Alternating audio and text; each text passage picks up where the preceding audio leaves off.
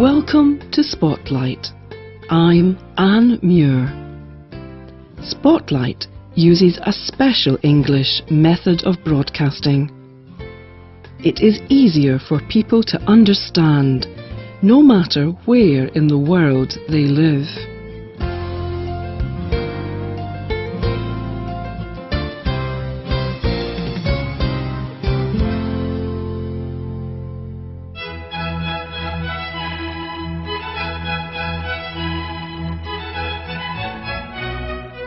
Today, Spotlight presents a classic of English literature. It is the story of William Shakespeare's play Romeo and Juliet. The story is told by Nick Page. This story takes place many years ago. It is about two young people, Romeo and Juliet, who fall very much in love. But their families hate each other. Sometimes the men from the families even fight in the streets. As the story opens, Romeo and Juliet have never met. Juliet's parents organize a party at their home. Romeo and his friends hear of the party. They decide to join in, but they wear clothes that hide who in fact they are. When they arrive, there is music and food. Juliet's family and their friends are dancing and talking. They do not know that there are strangers in the house. During the party, Romeo sees Juliet across the room.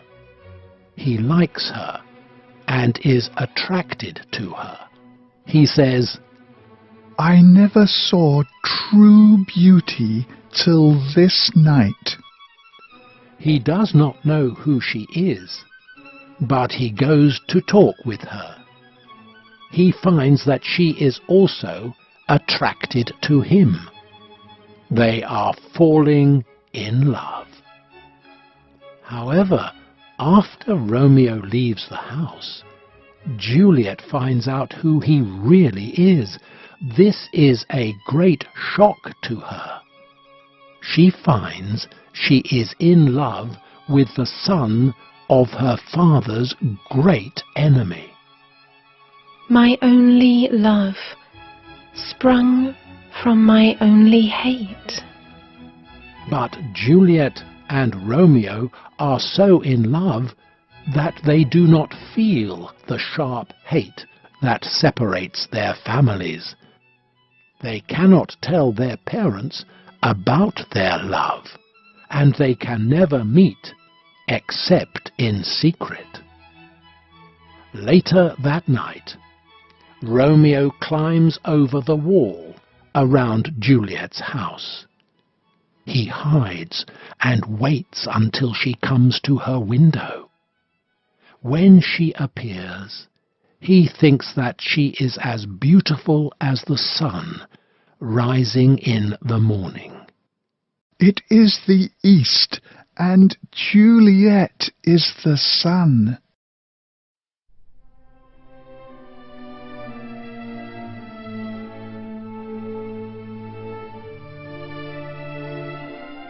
He watches her.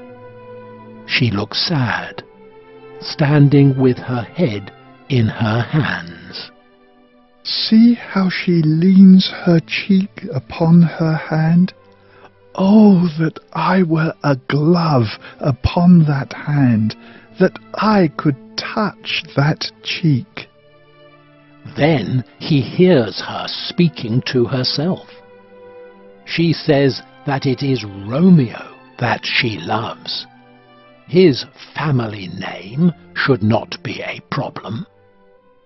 What's in a name?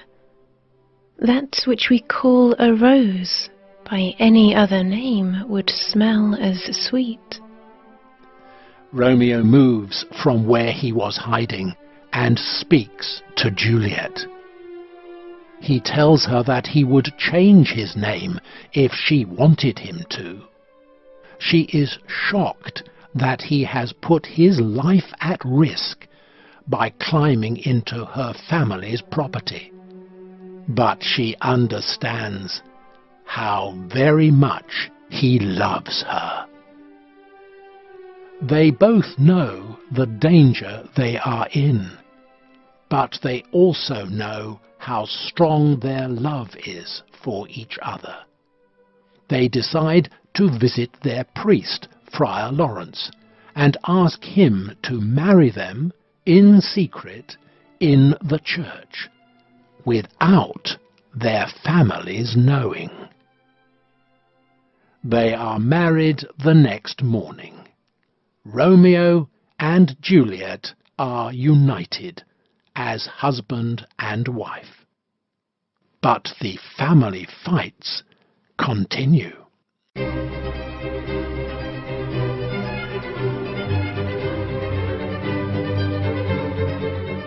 On the street, Romeo's great friend Mercutio is attacked by Tybalt. Tybalt is Juliet's cousin. Romeo tries to stop the fight, but Tybalt kills Mercutio with his sword.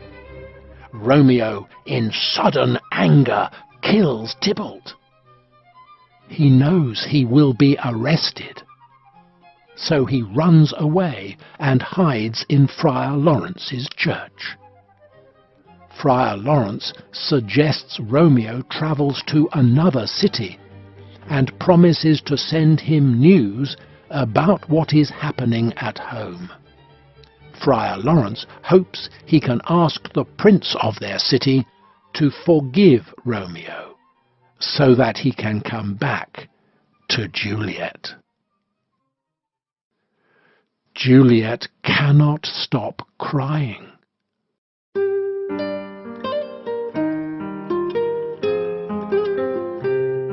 Her family thinks it is because of her cousin Tybalt's death.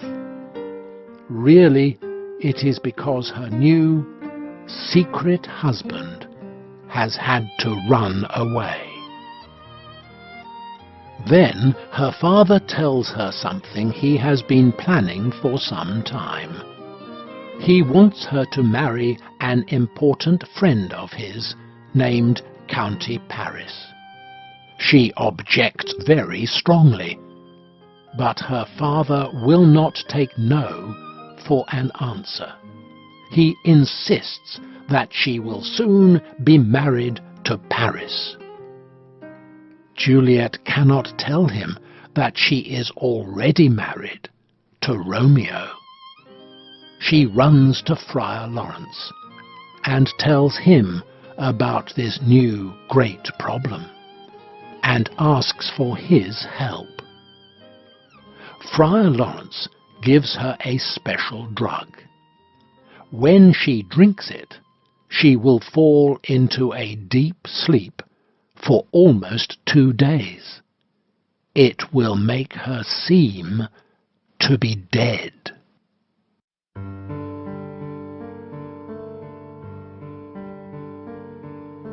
She goes back home and seems to agree to her father's order that she must marry County Paris. The night before the wedding is to take place, she drinks Friar Lawrence's drug. The next morning, she does not wake up. Everyone thinks she is dead, and instead of a wedding, there is a funeral. Juliet is placed in the large tomb where all her family are buried. Friar Lawrence sends a messenger to Romeo to tell him of this plan, and calls him to travel back. He says that they will go to the tomb together, and they will be there when Juliet wakes from her deep sleep. Then the two loving young people can can escape. They can make a new life away from the city and away from the hate between their families. But everything does not go as Friar Lawrence planned. His messenger does not reach Romeo.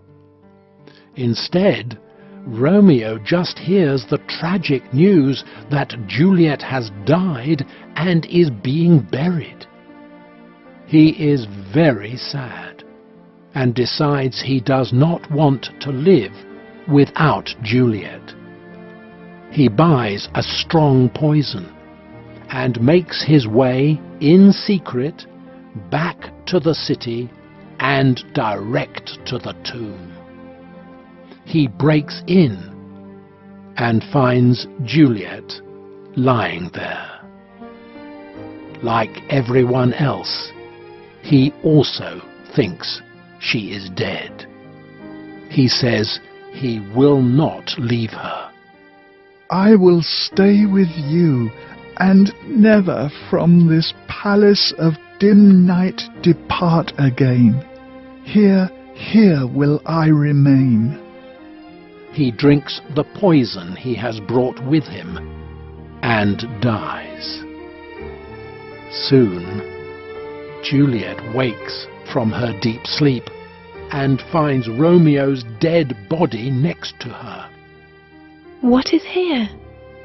A cup closed in my true love's hand. Poison, I see, has been his timeless end. She looks to see if there is any poison left for her to drink. There is not. The bottle is empty. So she takes Romeo's knife and kills herself. The prince and Romeo and Juliet's parents are called. They ask Friar Lawrence to explain what has happened. This tragic event makes the parents understand how damaging their hate is. They promise in future to be brothers and not enemies. They see that it was their hate that led to the deaths of their children, lying there in the tomb. The prince describes the tragic end of the story in the last words of the play. Never was a story of more woe than this of Juliet and her Romeo.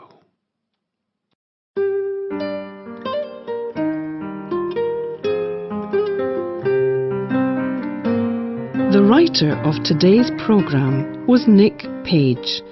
The producer was Luke Haley. The voices you heard were from the United Kingdom. All quotes from the play have been adapted for this programme.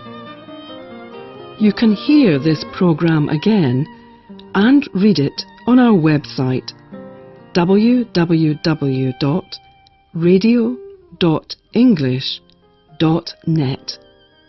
This programme is called Romeo and Juliet. Thank you for listening to Spotlight. Goodbye.